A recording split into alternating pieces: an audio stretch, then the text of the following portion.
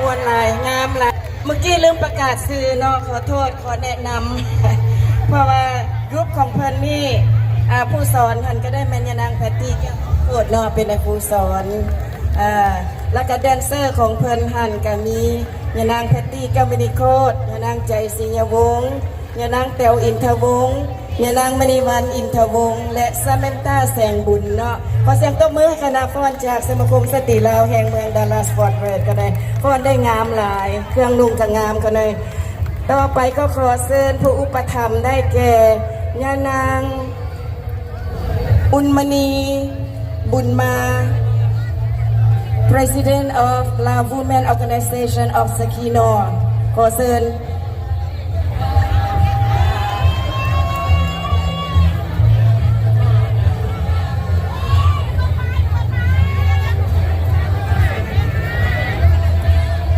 เพิ่น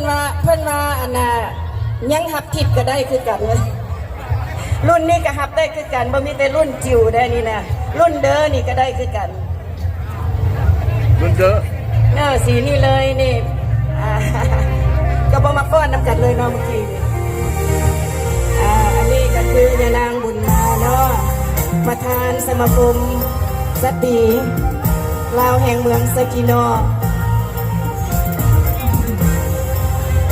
ได้อีหลีตัวนะวันได้อีหลีตัวนะ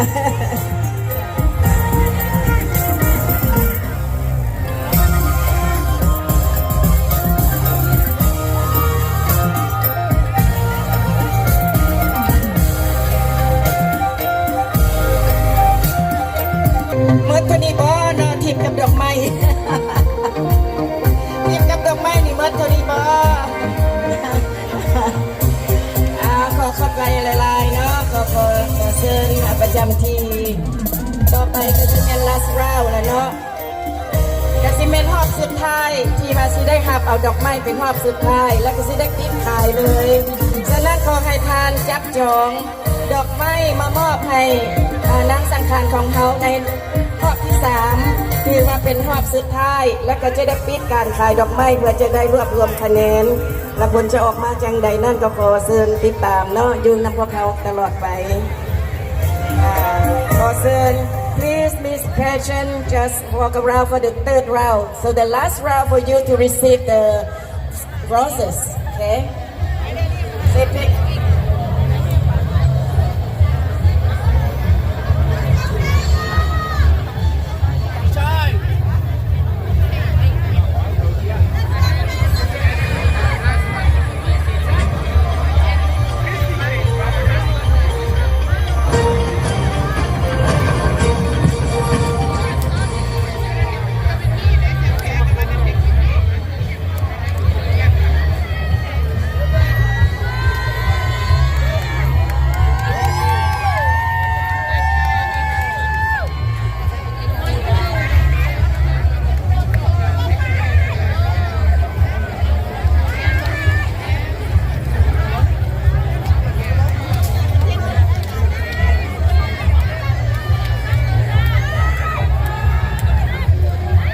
ได้พบกับนางสังขารเป็น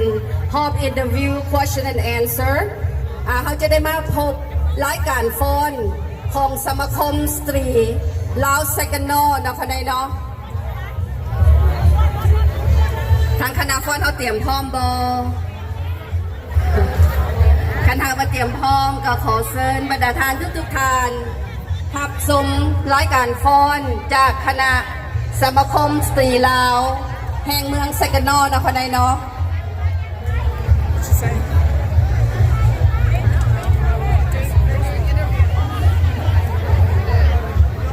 แล้วหลังจากรายการฟ้อนรายการนี้พวกท่านจะได้พบกับนางสังขารมาในหอบคำถามหรือว่าคำถามคำตอบ The next round you will meet the 7 contestants after the dance show will be the interview round which the interview is also a question answer round. It's also very important because that's going to be part of the score where the judges, all 7 judges, will give the score to each individual how they answer the questions tonight. เนาะคนไหนเนาะ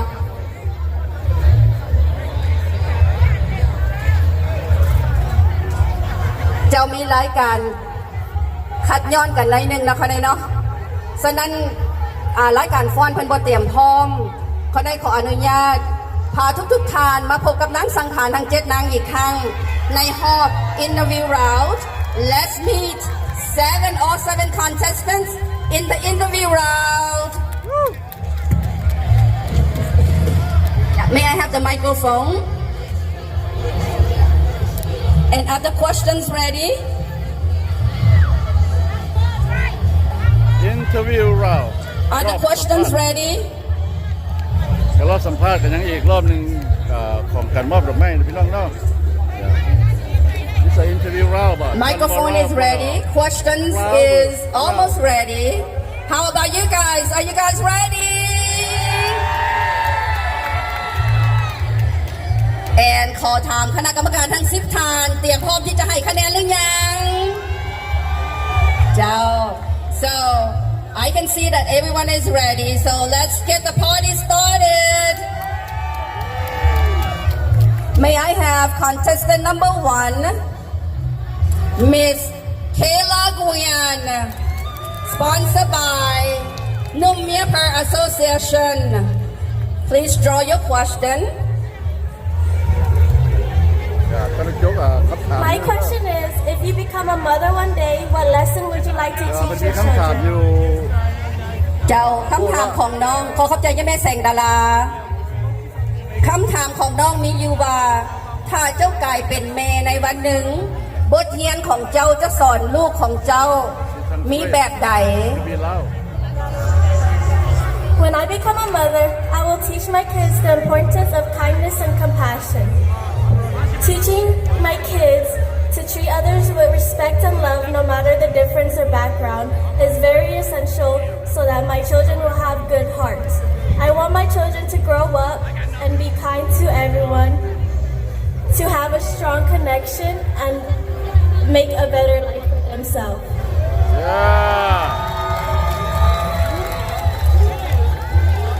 เจ้าขอขอบใจสำหรับคำตอบนะคนใดเนาะเคลากุยฮันผู้เข้าประกวดน้ำเบอร์1คำตอบเขาได้ขออนุญาตแปลเป็นภาษาลาวเนาะคนใดเนาะเพื่อคณะกรรมการและก็ทุกท่านจะได้เข้าใจขึ้นอีกคำตอบมีอยู่ว่าในฐานะเป็นแม่เขาได้จะสอนให้ลูกผู้เคารพการเคารพนับถือความสำคัญของความเมตตาและความเห็นอกเห็นใจพร้อมจะช่วยให้เขาเจ้าเข้าใจว่าทุกคนสมควรได้รับความเคารพความเท่าเทียมกันความช่วยเหลือซึ่งกันและกันบ่ว่าจะเป็นประวัติความเป็นมาหรือความแตกต่างของเขาเจ้าคุณค่าเหล่านี้เป็นสิ่งสำคัญสำหรับการก่อสร้างความสัมพันธ์ที่เข้มแข็งและการสร้างโลกในแง่บวกหลายขึ้นชีวิตคนต้องมีความอดทนภาคเพียรพยายามสอนให้เขาเผชิญกับสิ่งท้าทายด้วยความกล้าหาญและตั้งสติอารมณ์เพราะนั้นเป็นกุญแจสู่ความสำเร็จของข้าเจ้าสุดท้ายเขาน้อยจะสุขอยู่ให้ความหักให้การศึกษาการเรียนรู้และการเป็นตัวเองหวังว่าลูกของเขาน้อยจะเติบโตเป็นบุคคลที่เข้มแข็งเป็นคนดีและประกอบส่วนอย่างมีความหมายต่อสังคมนั่นเป็นคำตอบของผู้เข้าประกวดหมายเลข1เคลากุยาน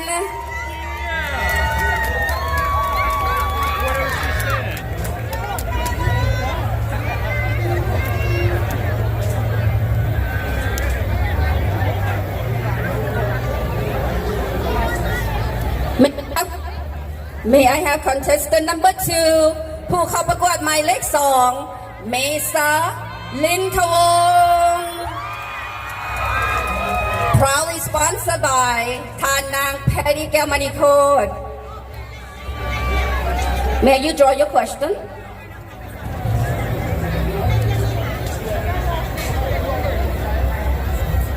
What do you like most about the Lao New Year celebration, and how does it bring people together?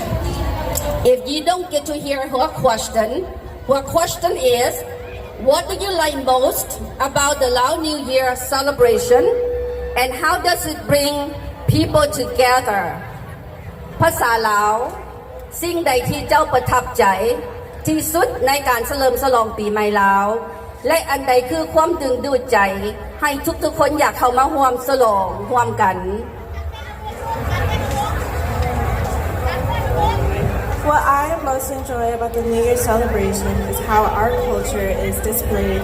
through the beauty represented by our values and tradition. The elegance of the pageant to the party that people bring represents the variety that this celebration has to bring. Our culture is very unique, therefore bringing attention from those all around us. This temple here tonight is a melting pot of all different kinds of people. People that have never celebrated New Year and those who celebrate every year. People that are young and old, and one more and wild and reserved. We invite people of all backgrounds. We open our gates to those around the nation. Outside of the Lao community, outside this community of the Saginaw, and outside the state of Texas. People from all over come to celebrate with their families, including mine. This weekend of celebration is to commemorate a good year and many years to come. I wish everybody a blessed New Year. Sok Tibi Mai. เจ้าขอเสียงตบมือสำหรับคำตอบของผู้เข้าประกวดหมายเลข2คำตอบของผู้เข้าประกวดหมายเลข2มีอยู่ว่าสิ่งที่เขาน้อยประทับใจเกี่ยวกับการเฉลิมฉลองปีใหม่แม่นความสง่างามเอกลักษณ์ของวัฒนธรรมและประเพณีพวกเขาเพราะสิ่งเหล่านั้นดึงดูดความสนใจผู้คนทั่วทุกมุมอ้อมแอมและสหรัฐเข้ามาฉลองปีใหม่ร่วมกันในคืนนี้แบบคืนนี้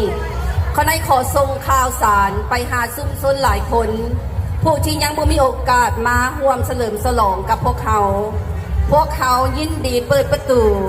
เปิดการต้อนรับซุ่มชนลาวในทั่วประเทศเขาได้อยากเชื้อเชิญพี่น้องทางใกล้และไกลเข้ามาร่วมเฉลิมฉลองเพื่อสร้างมิตรภาพสายสัมพันธ์ที่ดีในปีนี้และหลายปีข้างหน้าที่จะมาถึงขอน้อยขออวยพรใส่โชคดีปีใหม่กับทุกท่านขอเสียงตบมือให้ผู้เข้าประกวดหมายเลข2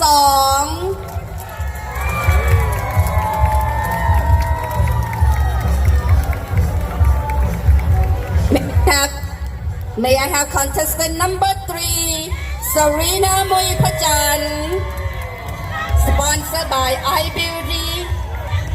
Nail and Bar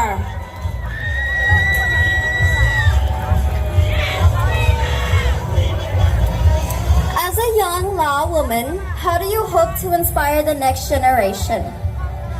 Well, as a young Lao woman, I hope to inspire the next generation by showing them that no dream is too big and no challenge too hard. As a future neurosurgeon, I want to show the next generation that with resilience and dedication, we can break barriers. I want to inspire the underrepresented backgrounds like Laos, that we belong in every space. If I can do it, so can you. ขอบใจ ขอเสียงตบมือให้ผู้เข้าประกวดหมายเลข3คำถามของเพิ่นมีอยู่ว่าในฐานะเป็นแม่หญิงลาวเจ้าหวังว่าจะเป็นตัวแทนของรุ่นต่อไปอย่างใดคำตอบของน้องก็มีว่าในฐานะเป็นแม่หญิงลาวเขาได้ต้องการเห็นที่แสดงให้คนรุ่นต่อไปเห็นว่าบ่มีความฝันอันใดที่เกินไปและบ่มีความท้าทายที่ยากเกินไปในฐานะเขาน้อยเองตั้งเป้าหมายในอนาคตอยากจะเป็นศัลยแพทย์ผ่าตัดเกี่ยวกับประสาทเป้าหมายนี้แสดงให้เห็นหลักฐานว่าความยึดถือความเชื่อถือในตัวเองความสามารถเฮ็ดทุกสิ่งทุกอย่างและเอาชนะสิ่งที่เป็นไปบ่ได้เขาได้หวังว่าจะเป็นการดลใจให้เพื่อนฝูงรุ่นต่อไปจากพื้นฐานที่บ่สามารถมีความฝันเริ่มลงมือเฮ็ดและเขาเจ้ามีความสามารถมากมายคอยท่าถ้าเขาน้อยสามารถเฮ็ดได้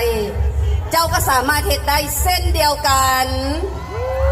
ขอเสียงตบมือให้ผู้เข้าประกวดหมายเลข3 May I have contestant number 4, Danica Siharad. Sponsored by Safecar Global Units and Fulfillment. What is one lesson from your elders that you will carry with you forever? คำถามของน้องมีอยู่ว่า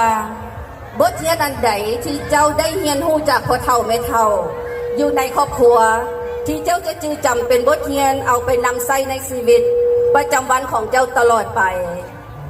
Mother Kanoy especially have taught me so many valuable lessons. The one that I cherish closely is that while I may not be able to control the challenges or circumstances life gives me, I have the power to choose and create my own path. I've heard the stories and seen firsthand what my grandparents endured coming to America with nothing but their families, and I know that finding strength in adversity and standing tall in the face of hardships is something they have learned and carried with them just as I will. They have never failed to remind me that my life should be nothing but a reflection of my dreams and hope for the future. Kopjai. Danica Siharad ผู้เข้าประกวดหมายเลข 4 คำตอบของน้องมีอยู่ว่าพ่อเฒ่าแม่เฒ่าของคนได้สอนบทเรียนที่มีคุณค่าหลากหลายให้แต่สิ่งที่คนยึดมั่นอยู่ในหัวใจแม้นในขณะที่คนบ่สามารถควบคุมสิ่งท้าทายที่ผ่านเข้ามาในชีวิตใดแต่คนสามารถตัดสินใจที่ดีเพื่อเลือกเส้นทางที่ดีให้ตัวเองในการได้ฟังและการเห็นพ่อเฒ่าแม่เฒ่าเล่าเรื่องใส่ความอดทนในตอนเริ่มต้นชีวิตใหม่โดยบ่มีหยังและจำต้องเริ่มต้นจากศูนย์หลังจากอพยพมาอยู่สหรัฐอเมริกาได้แสดงให้คณะเห็นว่าความมนาอดทนความเข้มแข็งความมีมุ่งหมายในชีวิตของพวกเขาข้าเจ้าได้เตือนคณะเสมอว่าเกิดเป็นคนอย่ายึดเทียนและจงสู้กับอุปสรรคเพื่อสร้างอนาคตดีๆให้ตัวเองและสังคมในวันหน้านี่คือบทเรียนที่คณะจะปฏิบัติตลอดไปขอเสียงตบมือให้ผู้เข้าประกวดหมายเลข 4 Danica Siharad May I have contestant number 7 Sarina Vilay number 5 I'm in a rush number 5 Sarina Vilay ส่งเข้าประกวดโดยสมาคมสตรีลาว Dallas and Fort Worth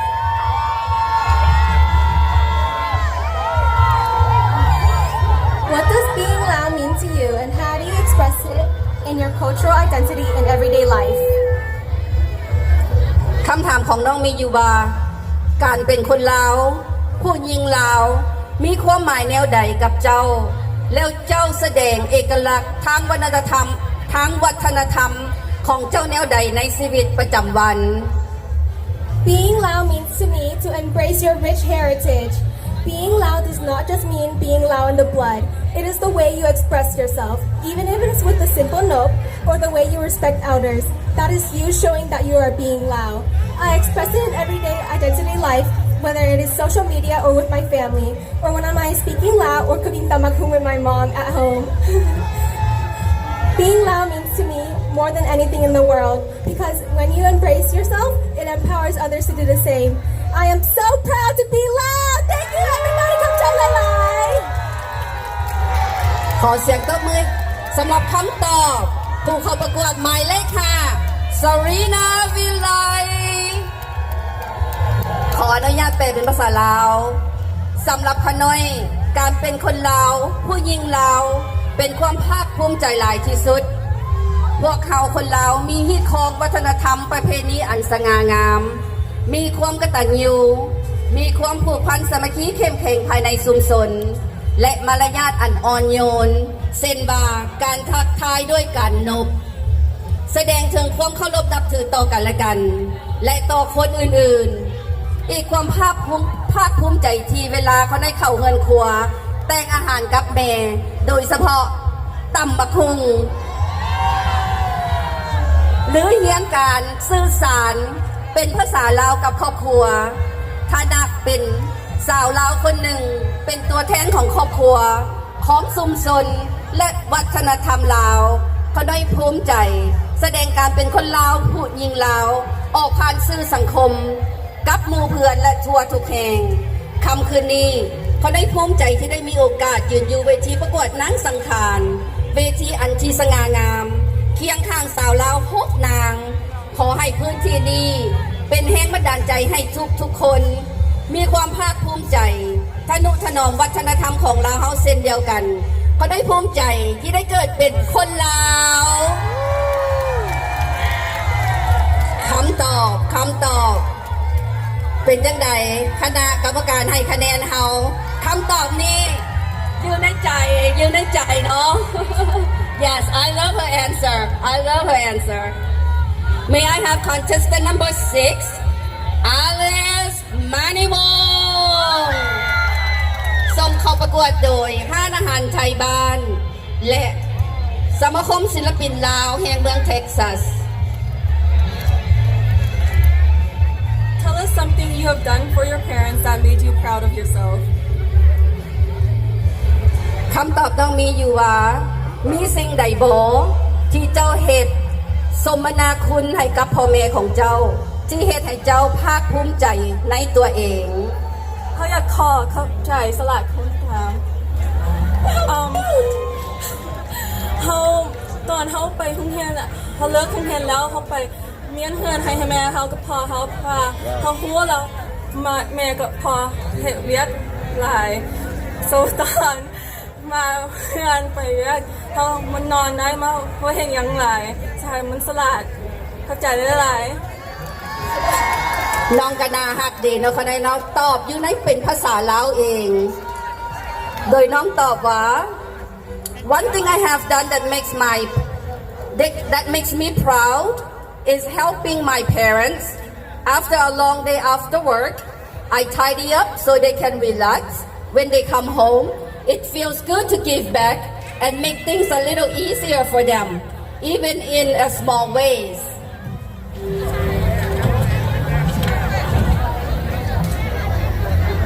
น้องบอกว่าสิ่งหนึ่งที่เขาน้อยได้เฮ็ดสมมนาคุณพ่อแม่ที่เฮ็ดให้เขาได้ภาคภูมิใจแม่นได้ช่วยเวียกเฮือนดังว่าจัดแจงความสะอาดภายในเฮือนเพิ่นทั้งสองเฮ็ดเวียกเมื่อยมาทั้งวันแล้วเวลากลับบ้านมาเขาได้อยากให้เพิ่นผ่อนคลายอยากให้เพิ่นมีอารมณ์ดีจิตใจซื่นบานนั่นเป็นความรู้สึกดีๆที่เขาน้อยให้เพิ่นได้ถึงเป็นว่าจะเป็นสิ่งเล็กๆน้อยๆแต่เขาน้อยก็ตั้งใจเฮ็ดและพยายามเฮ็ดให้ดีในทุกๆวันขอเสียงตบมือสำหรับคำตอบผู้เข้าประกวดหมายเลข6 Alice Maniwong Last but not least may I have contestant number 7 Maya Suhala proudly sponsored by Smith Creative Solution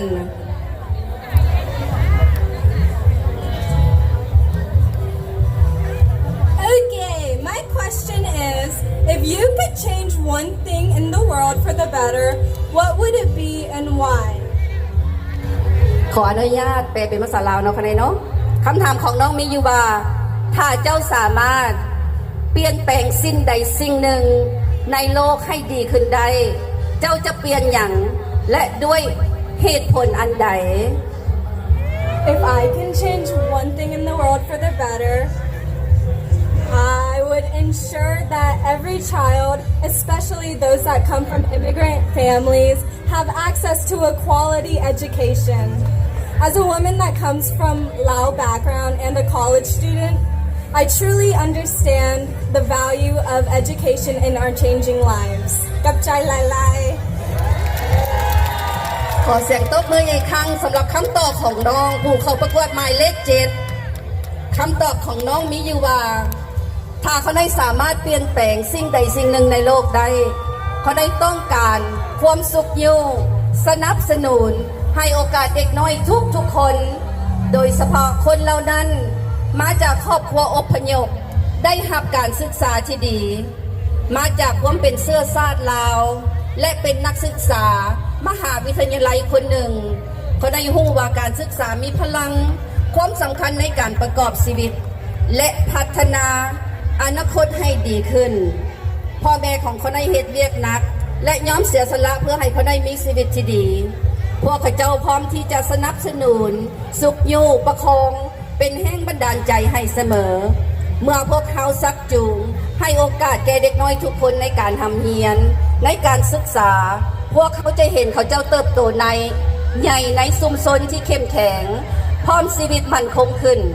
เพราะฉะนั้นการเรียนรู้และการได้รับการศึกษาสามารถรับรองการเปลี่ยนแปลงโลกให้ดีขึ้นได้อย่างแท้จริงขอตบมือสำหรับคำตอบจากผู้เข้าประกวดหมายเลข7เจ้าคำถามคำตอบก็ได้จบลงไปแล้วค่ะเนาะกรรมการเขาได้ก็คิดว่าอาจจะตัดสินใจได้แล้วว่าคำถามใดคำตอบใดที่ดีเด่นดึงดูดดึงใจคณะกรรมการขอเรียนเชิญคณะกรรมการได้ลงคะแนน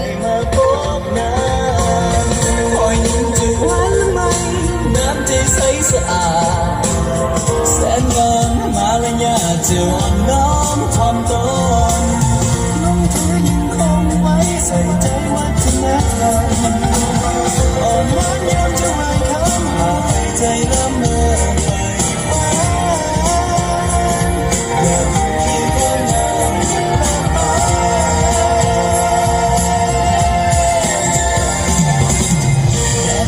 มเจ้าหากท่านใดที่มีดอกไม้อยู่ในมือเนาะค่ะเนาะมีดอกไม้อยู่ในมือขอเรียนเชิญทานเอามามอบให้นางสังขารที่ท่านได้จับจองจับตาและก็เซียนรุ่นกันมาว่าผู้ใดจะได้ครอบครองนางสังขารประจำปี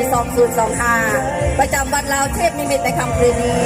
ไอ้ที่นี่ดอกไม้หลายๆหั่นล่ะเด้อนี่เป็นรอบสุดท้ายแล้วจงไปซื้อดอกไม้หลายๆมาเด้อผู้ใดก็ให้ผู้ใดได้หั่นน่ะเจ้านัมเบอร์5นาพับดอกไม้ไปตามมาด้วยนัมเบอร์3เนาะค่ะเนาะ May I say this is the last round that you will have a chance to bring up the roses to your or for your contestants of your choice. I'm pretty sure by now you and each of you have and marked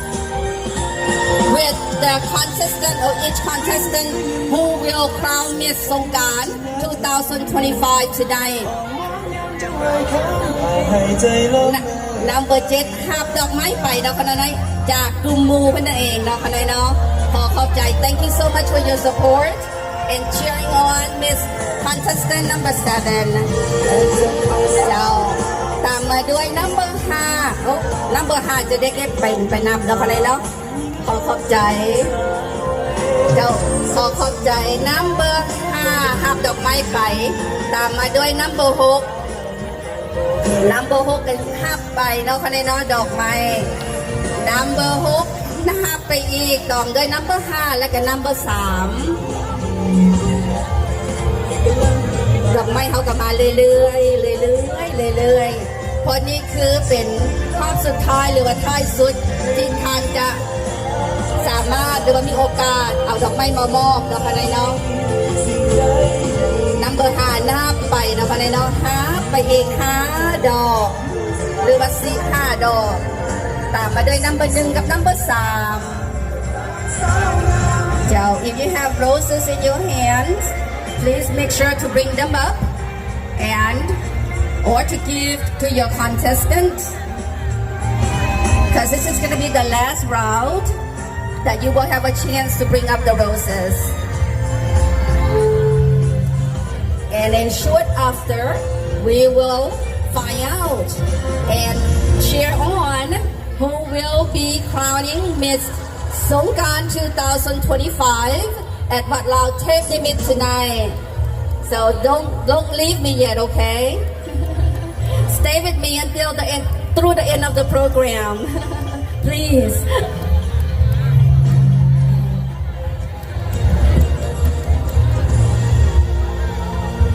เป็นจังไดคณะขายดอกไม้เฮายังได้ขายอยู่เนาะคะเนาะยังได้อยู่คือว่ายังสโลว์อยู่เนาะยังสโลว์หลาย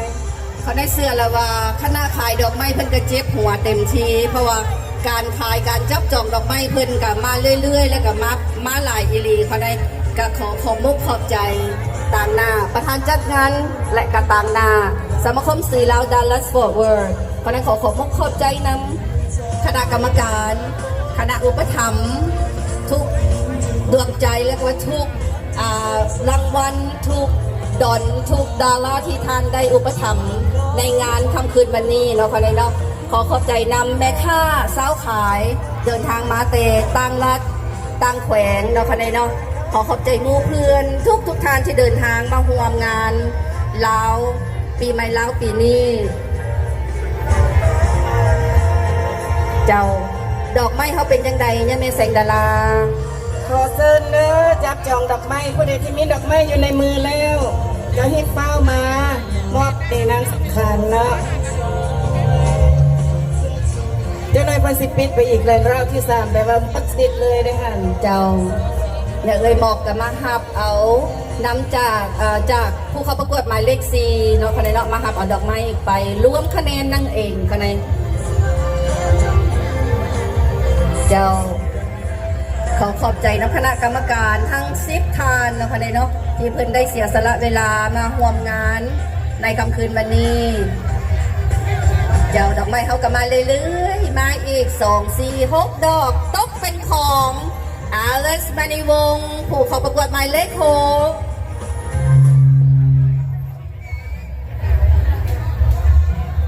เจ้าอย่าลืมเด้อคนใดเด้ออย่าลืมเด้ออย่าลืมไปจับจองดอกไม้เนาะคนใดเนาะเจ้าเป็นจังใดการขายดอกไม้เฮาคณะกรรมการขายดอกไม้ Are we sold out มืดละบ่ขายมืดละบ่ขายบ่มืดท่านกรรมการซื้อมาเหมาเด้อ เขาได้ขอประกาศว่ามีทานใดมีใจใหญ่หรือว่าอยากไปเมาดอกไม้เนาะเขาได้เนาะก็เซิร์ชเลยเด้อเขาได้เด้อบ่ต้องอายเมาเลยเมาแล้วก็มามอบเลยเขาได้ดอกไม้เขายังหลากหลายหลาย And again, may I remind you that this is the last round of that you will have a chance to bring up the roses. After this round is closed, then the rose will bring up after this round will not count toward the score. So please bring them up. If you already purchased them or have not yet purchased them, you may purchase the roses to the right of the stage. So you still have time. And don't be shy. Come on. Are you guys having fun? โดยขอบใจ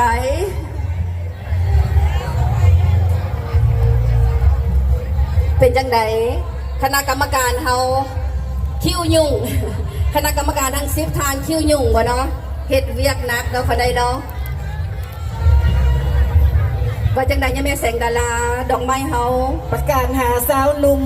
ผู้ใดที่สนทางสังขารอยู่นี่ขอเชิญจับจองดอกไม้มา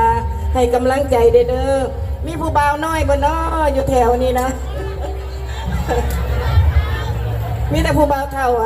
อะไรแห้งซื้อมาหลายๆไปเมามาเลย Yeah. While we waiting for everyone to make their decisions or making up their mind, may I have all 7 contestants walk the stage so that we'll give everyone a chance to see you guys one more time and still have a chance to bring up the roses. So just do the walk. Walk around. เสียงเพลงเสียงเพลง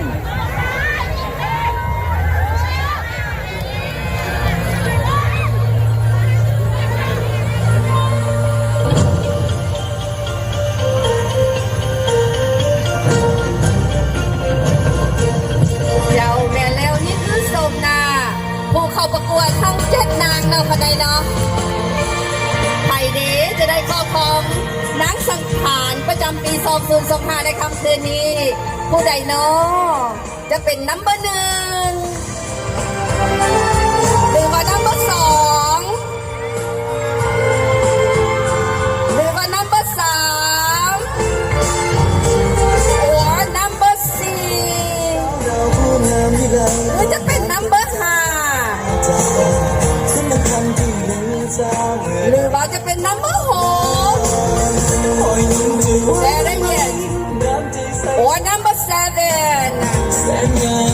ลญาจะอ่อน ก น้ อ อง ม เสียเขาคนนั้นก็บอกเข้าใจว่าพวกพานจะเสียผู้ใด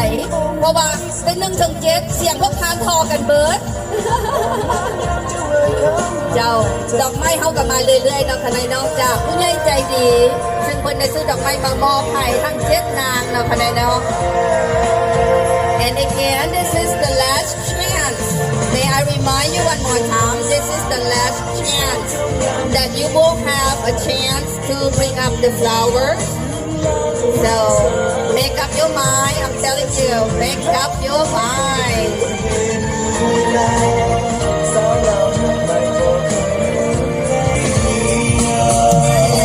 มาแล้วมาท่าดีมานางสังขารนัมเบอร์1นัมเบอร์2กับหับดอกไม้ไปเนาะขอเสียงกองเสียแดง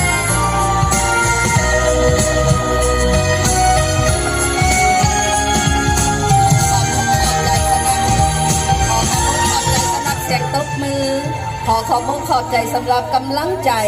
พูดแล้วว่าทั้ง7 นางเพิ่นก็ตื่นเต้นเนาะค่ะนายเนาะเพิ่นก็ตื่นเต้นฉะนั้นแหละเสียงตบมือเสียงเชียร์ขึ้นมาจะคอยให้เพิ่นมีกำลังใจจะให้เพิ่นบ่ได้ตื่นเต้นหลายเนาะค่ะนายเนาะ ขออีก2 นาทีเด้อเขาจะได้ปิดรอบสุดท้ายแล้วสักท่านผู้ใดที่ว่าอยากได้ดอกไม้หันมาให้กำลังใจน้องลูกหลานอยู่ถึงเวทีนี้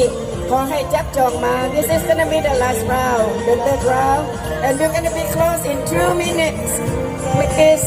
purchase the flowers and brought it to the stage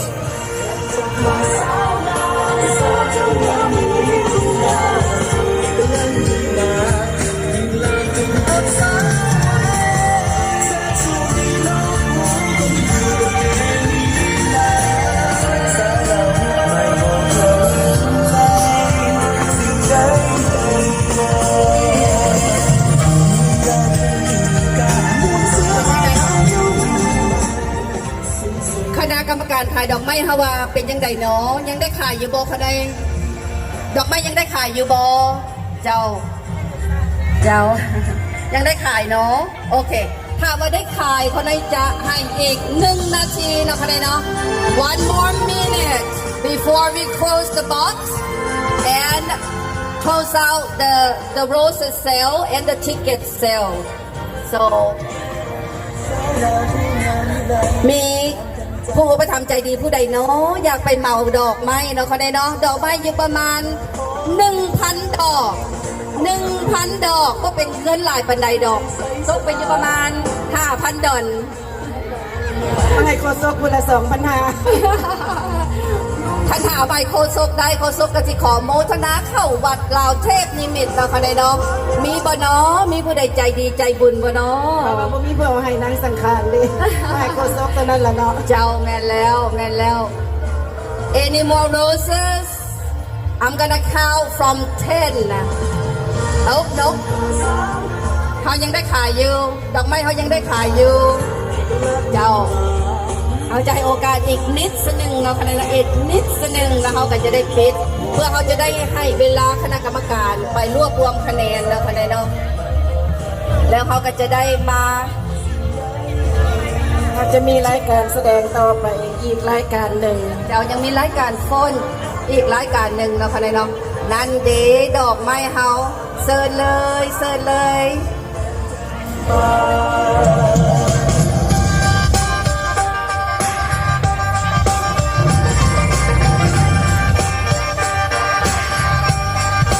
ดอกไม้เฮาเข้ามาเนาะคะแนนเนาะขอเรียนเชิญยังมีอีก10 ดอกที่กำลังเดินเข้ามาแบบซาซาเพื่อบอกว่างานนี้เป็นงานบ้านเขาเองบ่มีปัญหาเว้นว่าเวลาเป็นของเขาเอง มอบไปให้แกผู้เข้าประกวดหมายเลข6นั่นเองเนาะคะแนนเนาะอาเลสมานิวงศ์ทับดอกไม้เพื่อเป็นกำลังใจเนาะคะแนนเนาะ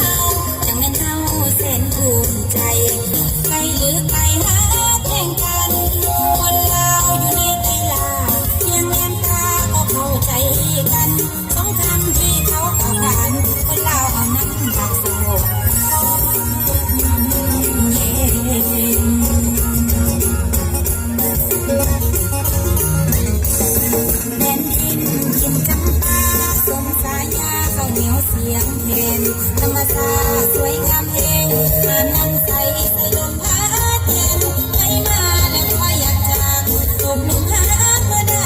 มาเห็นยังมีหลายบนที่เป็นมรดกโลกที่เขาสร้าง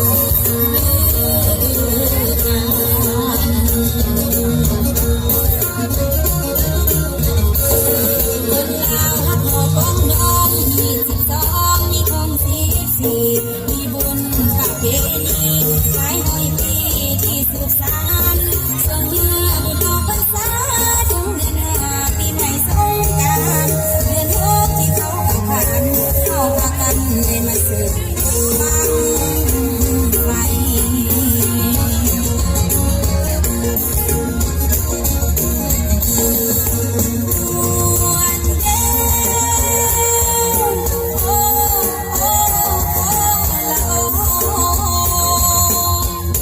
มวนเฮเดบ้านเฮานี่เอ้ยมวนเฮเดเมืองเฮานี่เอ้ยมวนเฮเดบ้านเฮานี่เอ้ยเอ้ยโอ้โหละโอ้โหโอ้โหโอ้โหละโอ้โหโอ้โห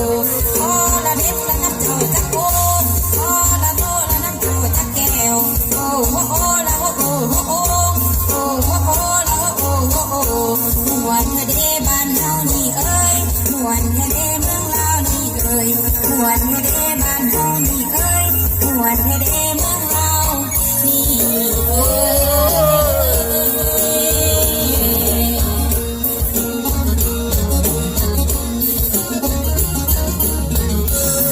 มวนเด้มาเสียงขับลำภาคสานกันเสียงแคนเก่าใส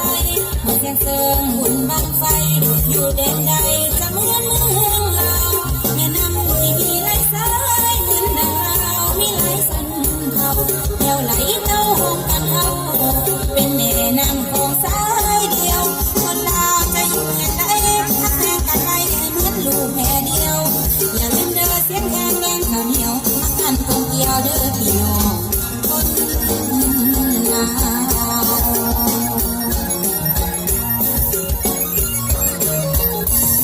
ปีใหม่ก็พักกันกลับเมื่อบ้านสมมาโอเมและนึกคุณที่ดูแลเลี้ยงลูกจนใหญ่กานาขาวนึกเป็นมือสันวันดีเป็นประเพณีของพวงสนลาวแล้วแต่งผ้าขวัญผ้าขาวเอาวงกันเขาผูกแขนเดินกันมาเด้อมาเด้อขวัญเอ้ยมาเด้อมาเด้อขวัญเอ้ย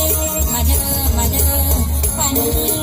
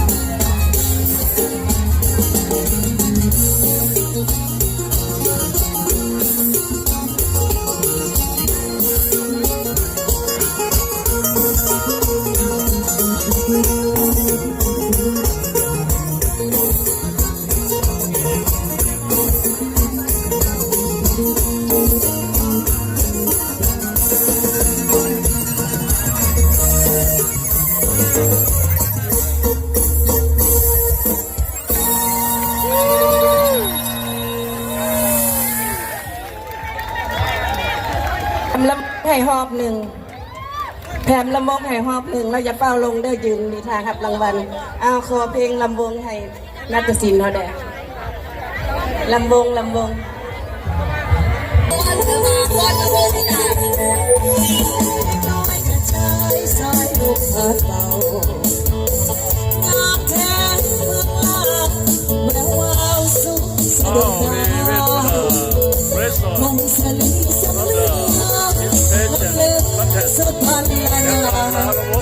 ดมใส่พวกแก้มน้ำทางมาสร้างภาษาอีสุขทางหัวที่เต้นไม่ได้หาใส่เทียมน้ำคงน้ำค้าง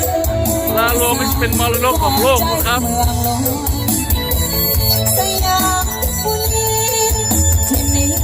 ยังฟังในสวรรค์จากลานเส้นหมดงานอาทิตย์เลิศสัตว์ในจันทร์นครหลวงใจลายลานดวงขอน้องนมัสการขอเลยคำใส่คำนวลทบทวนให้ใจใฝ่ฝันสว่างละวันตำนานเมืองไดโนเสาร์เป็นคำสองเล่าที่น้องคิดหัวเส้นลงน้องบ่เคยเลิกเจ้า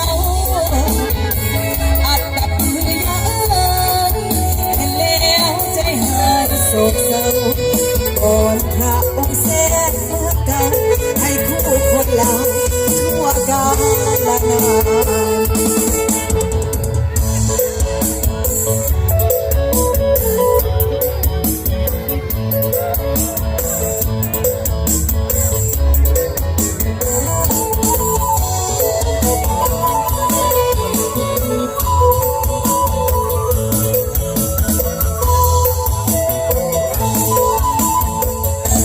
นาน ที่เลิศสันเวียนจันทร์นครหลว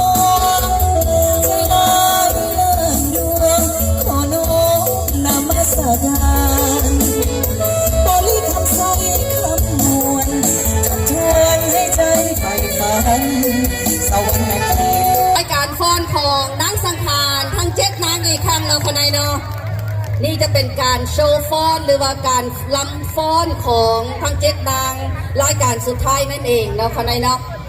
ขอเสียงตบมือดังๆอีกครั้งเพื่อเป็นกำลังใจเจ้า May I have all 7 contestants have a seat ลำวงเราวันนี้เป็นมรดกโลกเราคนไหนเนาะ Mañana, la Londres, todo, todo, clientes. La Bongla เป็นมรดกของโลกเลยพี่น้องเด้อLa Bongla เป็นมรดกของโลกแล้วนะครับ น้องคอยวันอ้ายคืนใจเศร้าบาปสวรรค์อาจก็หวานมันดอกแต่สาวจากไปแล้วในเมืองเก่าทางเปลี่ยนเป็นหลายใจ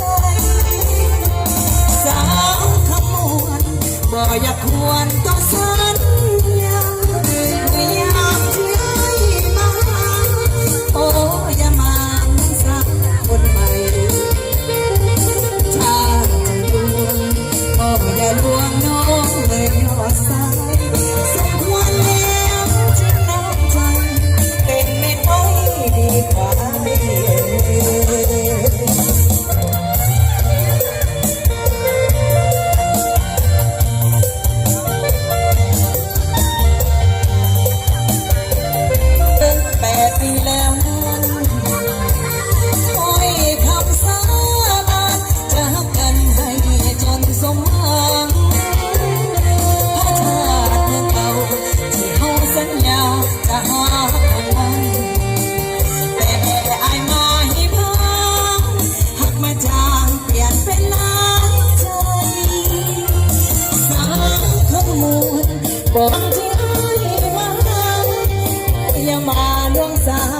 คนใหม่ถ้าจะลวง ข้าพเจ้ามาพ่อเอฟซีมาพ่อเอฟซีที่อยู่อยู่เท็กซัสนี่ล่ะเป็นมาทักทายข้าพเจ้าเจ้าเลิกแสงจันทร์บ่เพราะว่าเพิ่นชื่อเสียงข้าพเจ้าเนาะ เจ้าเพื่อนเราคอยกันยังเบิ่ง แม่นบ่ เห็นฉันน้องต้องฝันทุกวันเวลา ยังไปเล่นเทมยังไปเล่นโฮสตันอยู่ไปโมโหเข้าไปดาวเท้านะ ไปรถโทรหาค่อยเด้อเขียนไปหา YouTube ก็ได้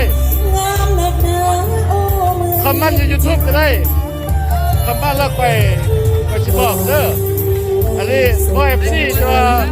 ขอบคุณ FC คนเราที่อยู่รัฐเดียวกันเนาะขอบใจหลายขอบใจหลายเจ้าขอบใจหลายว้าว ต่างคนเล่าคือกัน เสียงนี่แม่งคนตะแคกเป็นบอกแม่ค่อยคนตะแคกแม่ว้าวโอเค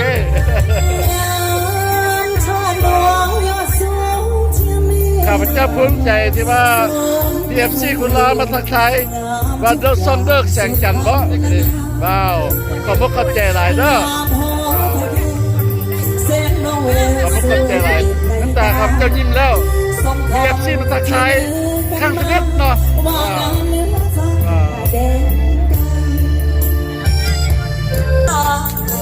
สายชาลาสาวเสคงต้อง เพื่อรอท่าคะแนนเนาะพี่น้องเพิ่นก็ยังนับยังกันมีกันป้อนอยู่เพราะว่าการนับคะแนนอยู่แล้วมีเซเว่นfor the resort of the Lao patient contest that's why they have to allow that เราพี่น้องเนาะทีนี้เขาไปรอท่ารีสอร์ทนะว่าใครจะชนะสงกรานต์นะฉะนั้นเราคณะรอท่าเราก็เป็นบัสลบกัน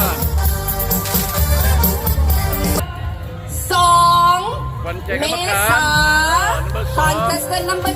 2 ได้ครอบครองควรใจกรรมการไป1รางวัลนะคะนายเนาะ That's the judge prize yeah อยู่นั่นกันเลยค่ะนายเจ้าขอเฮียนเซิน number พอประธานเขาได้เองนะคะนายเนาะ 2วันใจกรรมการเด้อพี่น้องเด้อรางวัลเด้อ number 2พี่น้อง This the ขอ judge เรียนในคณะกรรมการเขาสวัสดี just pageant they got just pageant Next judge's choice prize goes to number 3 Sabrina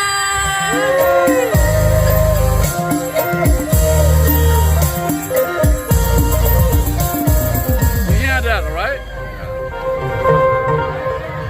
third and fourth of judge's choice of tonight goes to รางวัลอันที่3ของคณะควรใจกรรมการคณะกรรมควรใจของกรรมการในค่ำคืนนี้ ได้แก่ number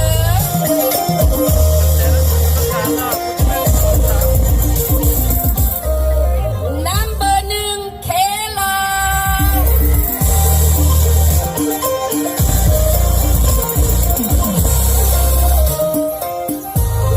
Congratulations and ในเวลานี้เขาได้ขอเฮียนเซินยี่แม่แสงดารามีแก้วเพิ่นเป็นหนึ่งในสปอนเซอร์ในรางวัลนี้ขึ้นมอบซองขอเฮียนเซินยี่นางวิไลวันพันศรีขึ้นมอบ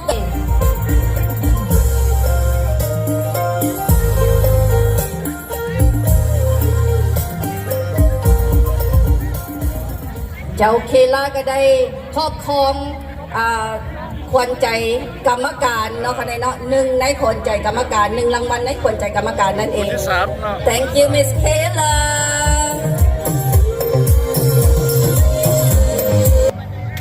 ควรใจกรรมการรางวัลสุดท้ายของควรใจกรรมการได้แก่ number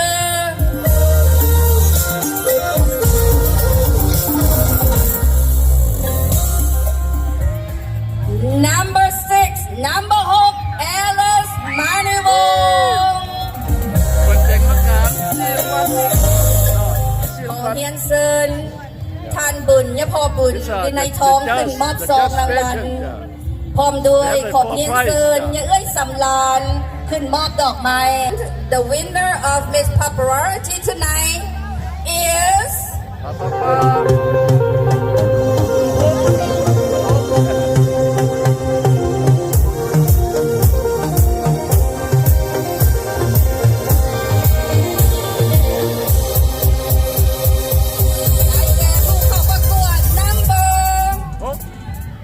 หมายเลข5 number 5 Miss Serena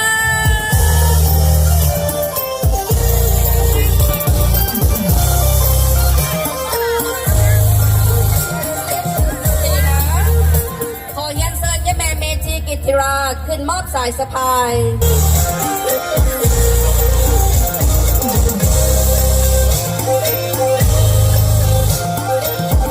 ขอประกวด number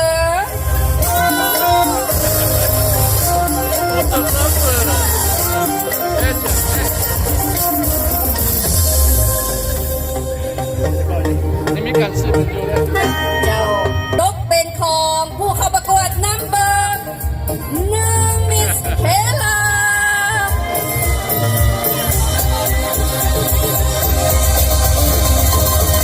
ใจก้มออกคนใหญ่สักมาเป็นโอ้ยนเซินยานางซุกธรรมวงศ์ขึ้นมอบสายสะพายขอเฮียนเซินขวัญรางวัลควรใจแต่งกายงามดีเด่นในค่ำคืนนี้ จะได้แก่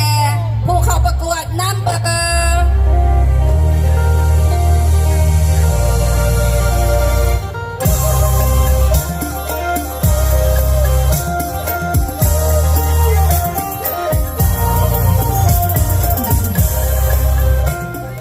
Best dressed will go to contestant number 2 Miss Mesa ผู้เข้าประกวด number 2ได้ครอบครอง Best dressed แต่งกายงามดีเด่นขอเฮียนเซินยะนางวาสนาพลบดหรือว่ายะนางวิไลวรรณเนาะค่ะเนาะขึ้นมอบสายสะพายและขอเฮียนเซินยะนางสมพรอินทวงศ์ขึ้นมอบซองรางวัลพร้อมด้วยยะนางอินทวาสายกลาธรขึ้นมอบดอกไม้ให้แก่รางวัลควรใจแต่งกายงามดีเด่นในค่ำคืนนี้ Miss Mesa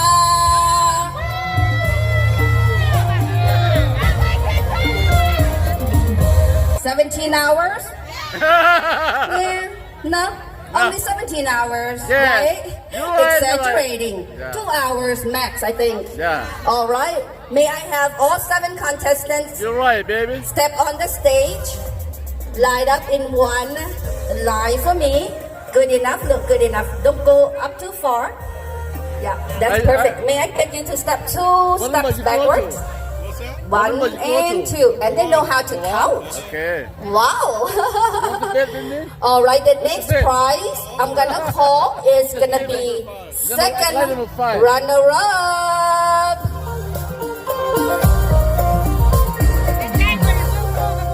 Yeah. Because it depends on รางวัลที่คนไหนจะประกาศต่อไปเป็นรางวัลผู้ที่ได้รับรางวัลตำแหน่งที่3นั่นเองเขาได้และตำแหน่งที่3 second runner-up goes to Da-da-da. จะต้องเป็นของไผ่เขาได้จะต้องเป็นของไผ่1 ใน 7มีสิทธิ์ลุ้นนะเขาได้เนาะ second runner-up third place goes to Pam-pam-pam. That's number 6.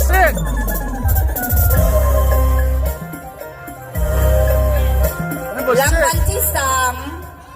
ได้แก่ผู้เข้าประกวด number Number 6. number 4 number 4 number 4นะคนนี้เนาะ Danica third place second runner-up may I have Miss Danica to step 2 step forward to receive your gift ขอเรียนเชิญยะนางเลิศวิไลเต็มพระจันทร์ขึ้นมอบสายสะพาย ขอเรียนเชิญท่านคำตาแก้วพงสวรรค์ขึ้นมอบซองรางวัลและขอเรียนเชิญท่านเจอรี่โรเจอร์ขึ้นมอบโทรฟีขอตังหน้าภรรยาแล้วคะแนนเนาะยาเมอมาลาโรเจอร์ขึ้นมอบโทรฟีและขอnoอย่าเบาอยู่ขอเรียนเชิญยาเมอมาลาขึ้นมอบดอกไม้ Jerry, may I get you on the stage to give the trophy to the third place? Congratulations to Miss Danica, contestant number 4.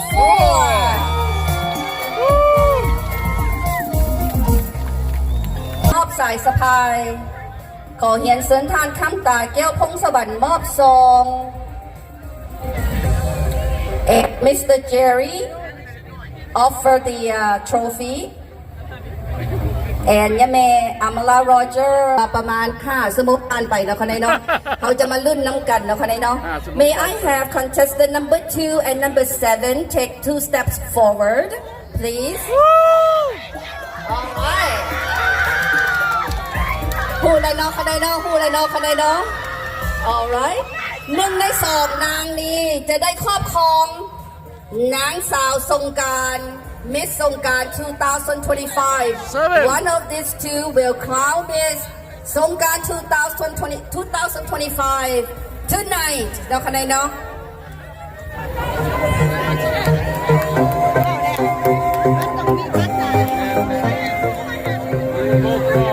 And bro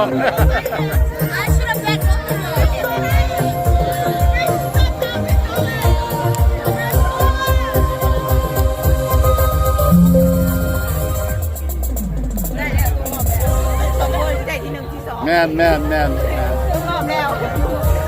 And I wrote number 2 instead of number 5. They got the name correctly, but they didn't get the number correct. Oh, no. So I do apologize. Now may I have contestant number 2 step back. May I have number 5 step up. I'm right. Hey, I'm right.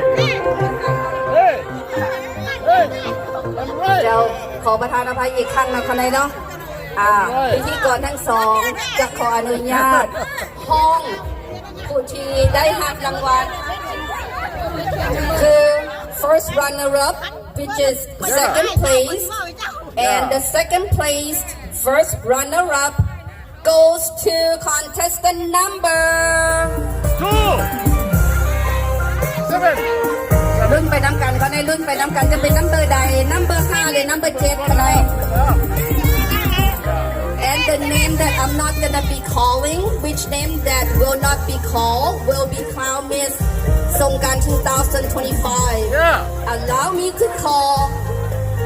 the second or the first runner up or the second place รางวัลที่2อันดับที่2ได้แก่ number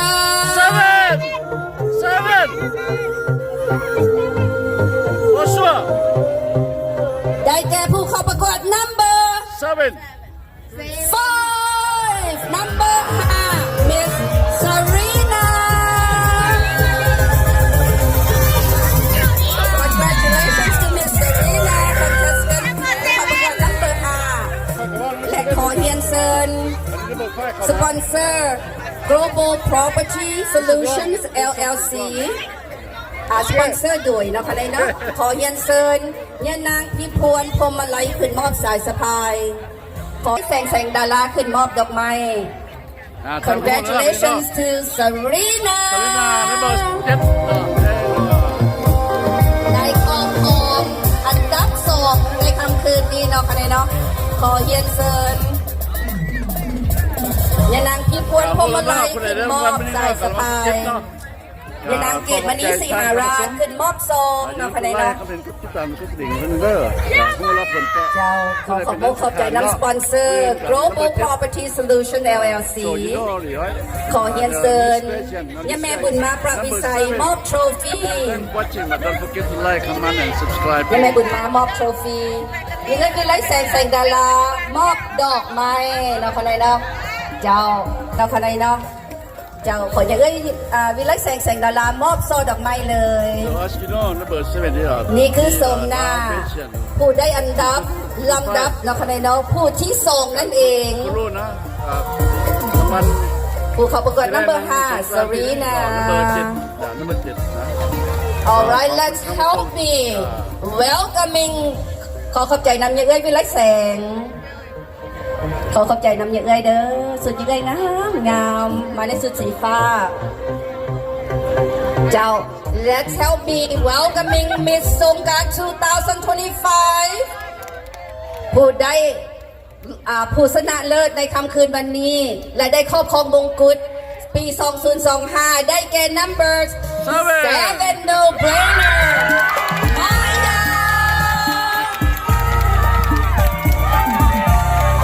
นี่คือสมนานัก2025ขอเฮียนเซินยันเมฆแสงเดือนโอ้ย